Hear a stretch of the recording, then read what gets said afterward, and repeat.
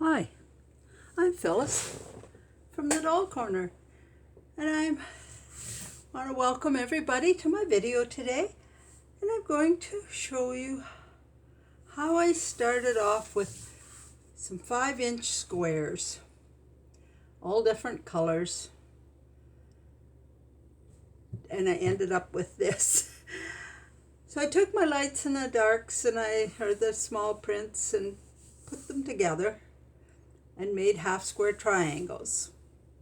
So I ended up, I had about 25 squares, I think, to start with. And I thought, well, maybe I can make a table runner or a table mat well, I got these in this kind of a pattern. I started out and I thought, well, I'll put some light ones. These are different, but I thought, well, that goes. And then I just sort of expanded from there.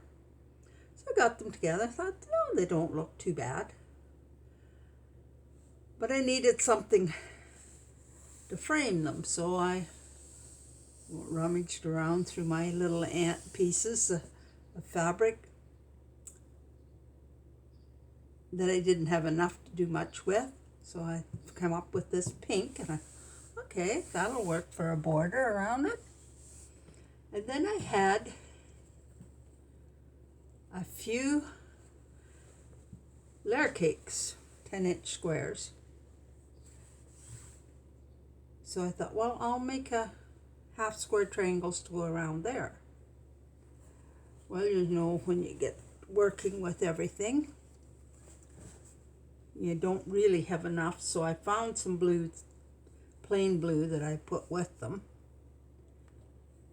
And I wanted to start with the square in this at the corner, half square triangle in a corner. So I sewed in to about this one, and this at the other end matches. So I took and I put a piece in the center, and I was running out of this blue as well, so I just pieced it, and it won't be noticed once it's quilted, I didn't think. And I made the other side, let's see, put this like,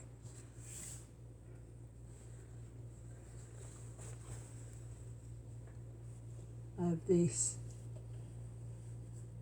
It's almost matching. This one's a little out of whack there, but I just noticed that now. Anyway, it's not going to be noticed. Or if it is, it is. So this little piece of plain blue is about 1/2 inch narrower than each one of these blocks, but it works in, you know, it's matching. And then for the top,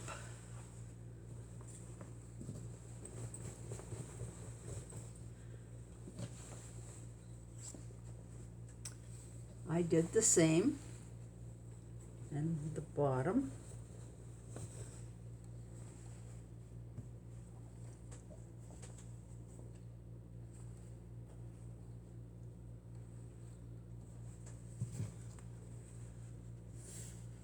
The top and the bottom.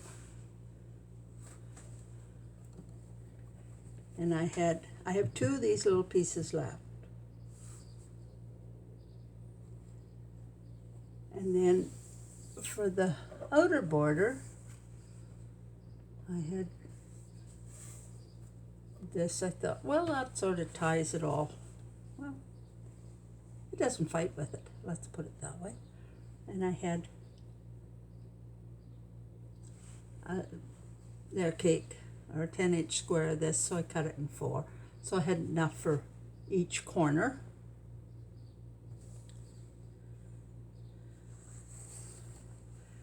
And then for a backing, I thought maybe I might have had enough of this pink, but of course I didn't.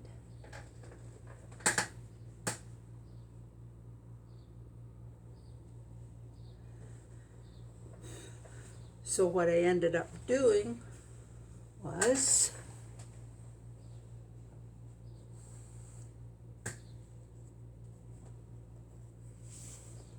I had a few extra blocks, half square triangles, and I needed about 12 inches more to make it long enough.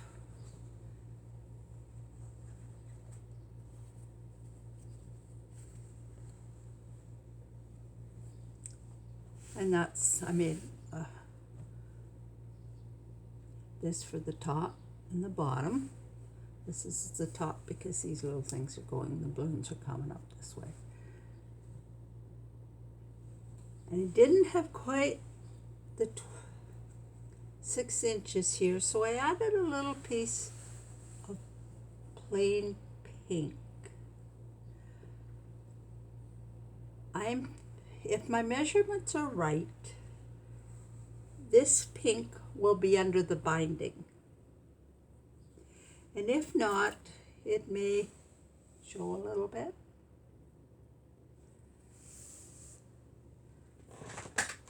But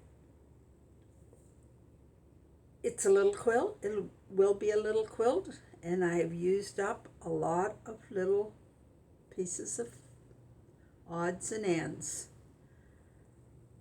You know, when you haven't been able to get, when you don't get out to a fabric store and have been sewing, you're using everything you can find around the house. So that's how you can make something out of almost nothing.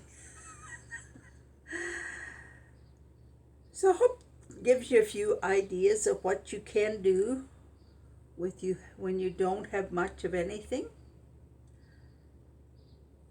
I have made a lot of scrap quilts by using little pieces and sewing them all together and making squares out of those. And I have another quilt here that I'm working on, and it's more of a nice spy quilt.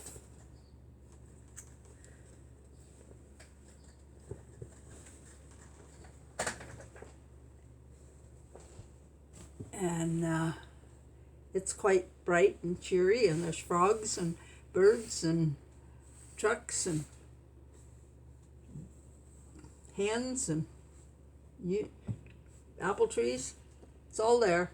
So I'm working on this, and I'll show you more about this in another video. So that's what I have been up to, and I hope everybody else has been busy trying to get through the long days. I found sewing is just a wonderful outlet for me, and now that I can get into a fabric store that's several miles away, I'll be able to get some more fabric and see what I can make from that. Okay, we'll talk to you soon. Bye now.